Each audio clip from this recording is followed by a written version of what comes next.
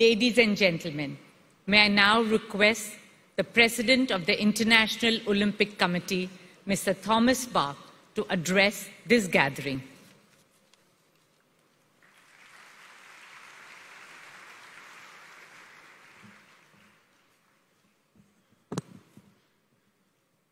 Your Excellency Narendra Modi, Prime Minister of India, our dear IOC colleague and friend and wonderful host, Nita Ambani,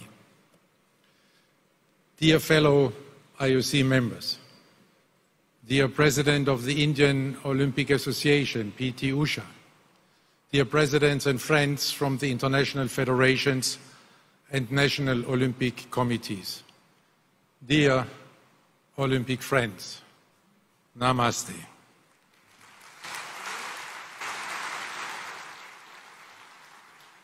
It is a great honor to welcome you all to the 141st IOC session in Mumbai. We are so pleased to be in India, a country on the rise in so many respects, including in Olympic sport. Your presence here today, dear Prime Minister, is a testimony to this growing importance of Olympic sport in your wonderful country. This is why I'm offering you a very warm welcome. Thank you, Mr. Prime Minister, for gracing us with your presence.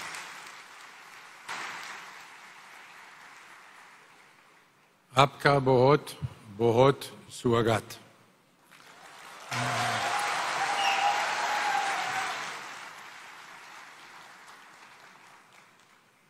India is a truly inspiring place to hold our IOC session. A country that combines a splendid history and a dynamic present with a vigorous confidence in the future. Let me express our heartfelt thanks and gratitude to our gracious host, our dear colleague and friend Nita Ambani, for welcoming us so warmly in this truly impressive setting.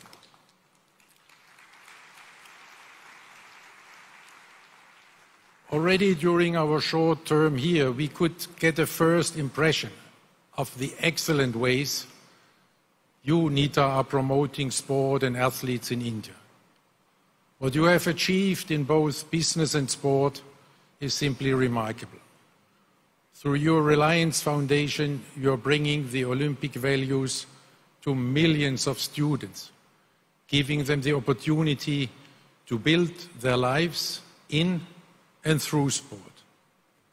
You are spreading the Olympic spirit across your vast country, and in this way, you are making the world a better place through sport. Dhanyavad, Nita. Another illustration of the growing Olympic spirit is the outstanding performance of these Indian athletes at the Asian Games in Hangzhou. Congratulations to India on its record-breaking medal haul.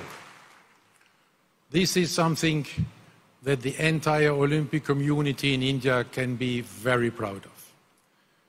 In this respect, I would also like to congratulate the Olympic Council of Asia under the leadership of Acting President Ranveer Singh, and of course, the Chinese hosts for the once more brilliant organization of these Asian Games. At this session, we will have a discussion which may give another boost to this growth here in India. When we speak about a certain sport, which I heard enjoys a certain level of popularity here, cricket. Our thanks also go to the Indian Olympic Association and its president PT Usha for the warm hospitality with which they have welcomed us. This IOC session should give you at the IOA a timely impulse on your journey of change and reform of Indian sport in every respect. India, with its dynamic and forward-looking young population, provides an appropriate setting for our IOC mission, because we are here to chart the course for the future of our Olympic movement. Therefore, I do not want to dwell too much on the past. Let us turn to the future. In this future, the Olympic Games will likely become more inclusive, featuring a broader range of sports and athletes, and promoting diversity and gender equality. The Olympic movement may also adapt to changing societal values, addressing issues such as athlete mental health and social justice, and striving to be a force for positive change on a global scale. Ultimately, the future of the Olympic Games promises to be a compelling fusion of tradition and progress, maintaining its status as a unifying global event while adapting to the changing values and expectations of the modern world. This very convincing analysis was obviously written by someone very intelligent and visionary, so it cannot be me. Who else do you think the author might be? Sorry, for once, it's not Pierre de Coubertin. What you just heard was generated by AI, artificial intelligence. I'm using this example to make it clear that our continued success depends on how we embrace the ever-accelerating development of digital technology, and in particular AI. This makes our Olympic Agenda 2020 imperative, change or be changed, even more urgent. And I'm very grateful to you, Mr. Prime Minister, that we had the opportunity to exchange on this right now in a very inspiring way. Every challenge comes with opportunities and risks. We need to seize these opportunities, and we need to manage these risks. Allow me to give you some examples which I envision in this respect. AI has the potential to revolutionize the training of the athletes. Training programs for athletes will be developed by AI. This will offer the athletes an extremely individualized training plan, drawing on every intimate detail of the athlete's physical and mental conditions to optimize their performance. But what does it mean for the protection of all these intimate data? What will this mean for the role of a human coach? AI has the potential to revolutionize judging and refereeing. In some sports, you can already see the beginning. For the football fans among us, I just say VAR. For the tennis players, Hawkeye. What will AI mean for other sports, where until now human judgment is deciding over victory or defeat? Gymnastics, figure skating, boxing come to my mind. And of course, the most illustrious examples of all, fencing. In all these and many other sports, the big question is, will AI replace or support the human referee? AI has the potential to revolutionize the organization of the Olympic Games. As we all know, the Olympic Games are the most complex event in the world. AI will help to reduce, streamline and optimize the work of organizing committees in all aspects of planning and running the Games, down to the smallest detail. Running the Olympic Village more efficiently, managing spectator flows, transportation and venues. The list goes on. And all of this will make the organization extremely efficient. But do we really want to lose the human touch? Will this diminish the Olympic spirit? How can efficiency and the human spirit be reconciled? AI has the potential to revolutionize sports broadcasting.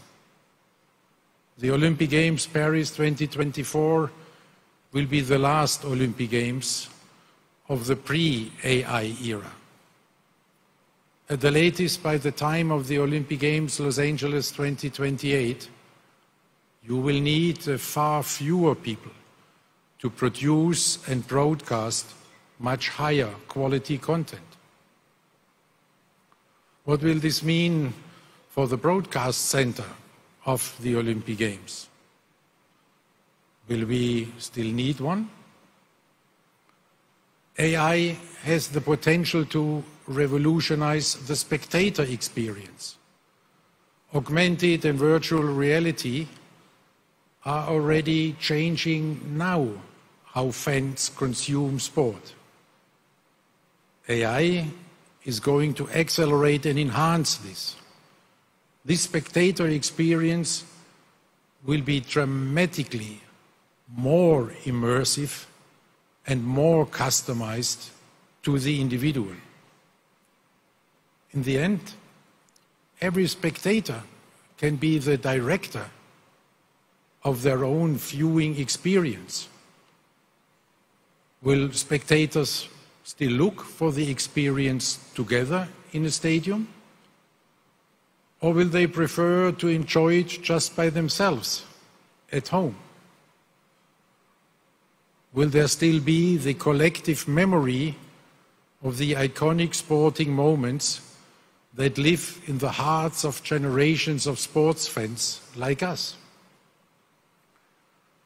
These are just a few features of this AI future. Over the past year, I have delved into literature and asked experts to find out what opportunities AI will bring to sport. After reading countless articles and books and speaking with some of the brightest minds, I can tell you, not one of them is at this moment thinking about the impact of AI on sport. Here is our opportunity. If we are starting this discussion now, we can still contribute to shape this AI future for sport. As we did with the Olympic agenda, we can change before we are being changed. If we do not address this issue now, then the purely technological and commercial interests will come over us like a tsunami. To seize this opportunity, it needs a change in mindset. The younger generation has a completely new way of thinking. they are living digital lives right now. We must not ignore their thinking if we do not want to jeopardize our own future. We must empower them to guide us with their young mindset. We have to be in the driver's seat. We have to devise a holistic analysis of the opportunities and risks of AI and then take action immediately. I'm happy to inform you that this work is already underway. If things go well, you may see some first consequences of this already in Paris, and you will learn about it tomorrow during our session. For the medium to long-term future, our newly established AI working group of experts will guide us. They have the task to prepare an extensive overview of the opportunities and risks of AI for the Olympic movement, going far beyond what I have just tried to outline. The imperative of our Olympic agenda is change or be changed. Another important principle is sport needs to go where the people are. This is true for both worlds, the real and the digital one. Today, sport has to compete for the time and attention of young people. Therefore, we have to reach out to the youth where they are in this digital world. This is not just a technological imperative, this is also a demographic imperative. The launch of the Olympic Channel in the framework of Olympic Agenda 2020 was our first step in this direction. This has proven to be very successful. Today, we can be very proud that our digital platform, Olympics.com, has seen hundreds of millions of unique users since the beginning of the IOC digital journey, with an all-time high of about 200 million unique users only during the Olympic Games Tokyo 2020. Also on social media, we have seen significant growth with 110 million followers across our channels and a monthly average of 500 million social media engagement. Industry leaders are noticing our progress. One example is that we were just now awarded with the YouTube Creator Award, joining the elite club of their most popular channels. Another dimension of this digital revolution is esports. There are 3 billion people playing esports and gaming around the world. It is estimated that over 500 million of them are interested specifically in esports, which includes virtual sports and sports simulations. What is even more relevant to us, a majority of them are under the age of 34. This is why we took the strategic decision to engage with esports in a holistic way. We choose an approach that would allow us to be active in the esports space while staying true to our values that have guided us for over a century. With respect to esports, our values are and remain the red line that we will not cross. Our crystal clear position is gaining more and more respect also in the esports community. One of the leading publishers even adapted their popular game to conform fully with our Olympic values, so that players shot at targets, not at people. Our first approach to this community was the organization of the Esports Forum 2018 in Lausanne. Next, we set up an eSport liaison group to have a platform to engage with all the eSport stakeholders. Following this, we developed the Olympic Virtual Series in 2021, our first pilot venture in esports.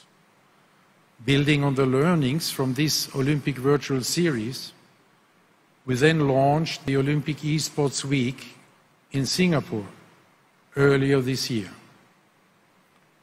In Singapore, we saw proof that our holistic approach is working. We successfully brought together the Olympic and the esports communities. A highlight was the thrilling live finals, created in collaboration with IFs and publishers. Over 130 players from across the globe came together to compete in the Olympic spirit on the global stage in 10 mixed-gender category events. Players were cheered on by a full house of fans, with all the action streamed online. Overall, the Olympic Esports Series attracted over 500,000 unique participants. The Olympic Esports Series generated more than 6 million views of live action over all channels, with 75% of views from people aged 13 to 14. This was a promising start, but it is just that, a start. It is like in any sport. After even a promising start, the real race still lies ahead. To compete successfully in this race, I have asked our new IOC Esports Commission to study the creation of Olympic Esports Games. AI and esports, these are our two opportunities. To seize these two opportunities and to manage the risks, we need a new mindset. We need the mindset of the young people. We have to trust and to empower them, because the pace of change will be exponential. It is change or be changed once again. In all these changes, we have to be guided by our values as expressed in our Olympic Agenda 2020+5. Since its adoption in March 2021, it already had a significant impact on the IOC and the wider Olympic movement. This is why a major focus of this session will be a midway evaluation of what we have achieved so far, and we will look ahead at what still needs to be done. In this respect, the Olympic Games Paris 2024 will be an excellent demonstration of the enduring relevance of our values in our times. The athletes, the fans, the entire Olympic community, all of us are looking forward to Paris, which will truly be Olympic Games of a new era. Younger, more inclusive, more urban, more sustainable. The first Olympic Games with full gender parity. The first Olympic Games inspired, planned and delivered in line with our Olympic agenda reforms from start to finish.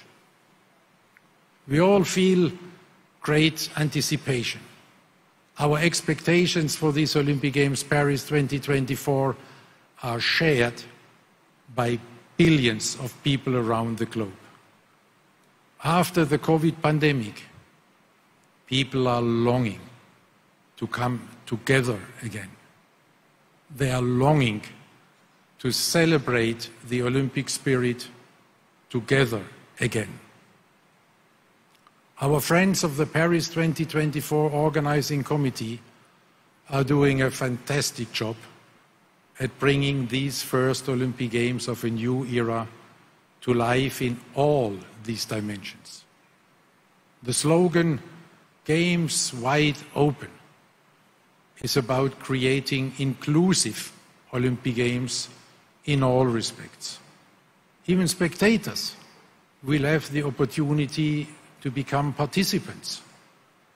This is how we go to where the people are now in the real world. Iconic monuments will be transformed into competition venues, bringing sport into the heart of the city. The public can take part in sports events, such as the Marathon pour tous, the Marathon for all, when 40,000 people will be able to run the same marathon route just hours before the Olympic athletes. Urban sports, like sport climbing, skateboarding or breaking, will feature prominently right in the city center of Paris. Already 4 years ago, Paris 2024 launched an ambitious program introducing 30 minutes of daily exercise in primary schools throughout France. They are on track to reach more than 4 million children. With its Terre de Jeux initiative, Paris 2024 is promoting sport and physical activity in over 4,000 municipalities across France. Again, taking sport to where the people are. Another significant milestone will be full gender parity at the Olympic Games for the first time in history. The IOC has allocated exactly 50% of the quota places to female athletes and exactly 50% to male athletes. Paris is setting new standards also when it comes to organize sustainable Olympic Games. They are aiming to reduce their emissions by 50% compared to the average emissions of the previous Games. To achieve this, the Games will be powered by 100% of renewable energy. The Games will use 95% existing or temporary venues. With these and other measures, Paris is very much on track to achieve this ambitious goal already 6 years ahead of the global 2030 target set by the Paris Agreement on Climate Change. In our Olympic Agenda 2020, we are speaking about the uniqueness and the magic of the Olympic Games. So I invite you to imagine for one moment the uniqueness and the magic of the opening ceremony of the Olympic Games Paris 2024. Imagine and dream with me about the spectacular sights as the boats with the athletes float down the River Seine, past iconic landmarks, the Eiffel Tower, Notre Dame, the Louvre. Imagine and share the dreams of the athletes. Imagine their emotions when hundreds of thousands of people are welcoming them to the Olympic Games, celebrating them from the riverbanks. Imagine all the people living life in peace. You may say, I'm a dreamer, but I'm not the only one.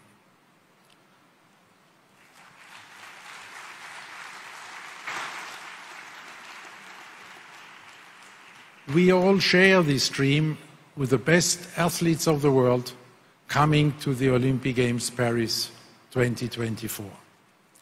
There is not only an overwhelming response from all the athletes, but also from the public. This excitement is reflected in the ticket sales. The requests for tickets go far beyond the 7 million tickets that have already been sold. There is huge demand for the remaining 3 million tickets that are still to be released. People from 180 countries bought tickets so far, showing the global appeal of the Olympic Games. The world's political leaders are also voicing their support for the Olympic Games and the values they stand for. The most recent example of this is the declaration of the G20 leaders at their summit here in India. They said that they, and I quote, look forward to the Paris Olympic and Paralympic Games in 2024 as a symbol of peace, dialogue amongst nations and inclusivity with participation of all. End of quote. We are greatly encouraged by this commitment of the G20 leaders for the first time to the unifying peace mission of the Olympic Games. For this commitment, I would like to thank the host and chair of this G20 summit, the Prime Minister of India, His Excellency Narendra Modi.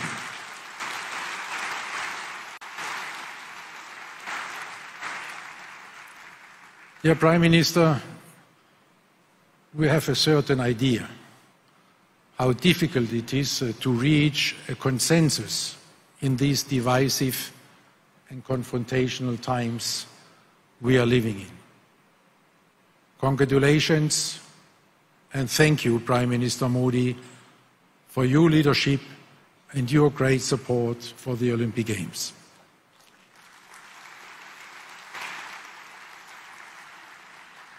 I would also like to thank the President of France, Emmanuel Macron, for his leadership and full commitment to the success of the Olympic Games Paris 2024. Not only as a signatory of this G20 declaration, but in particular for his confidence in the IOC to bring the entire world together in peaceful competition. I know how much they are longing for our unifying force in this highly divided and confrontational world. Our peace mission is more important than ever, with the far too many wars and conflicts that we are witnessing in our world today. So let us all together make these Olympic Games Paris 2024 this symbol of peace, dialogue, and hope for all humankind.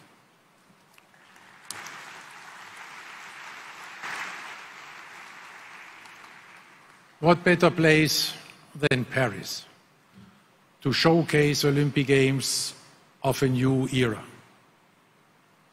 Paris, the birthplace of our founder, Pierre de Coubertin. Paris, the city of light. Paris, the city of love.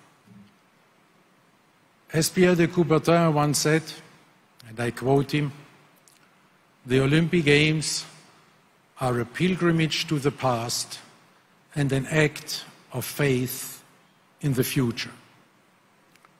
The Olympic Games Paris 2024 will be exactly this: a pilgrimage to our past in the hometown of our founder, and a confident act of faith in our future. In this spirit, we live our new Olympic motto: faster, higher, stronger, together. Thank you very much.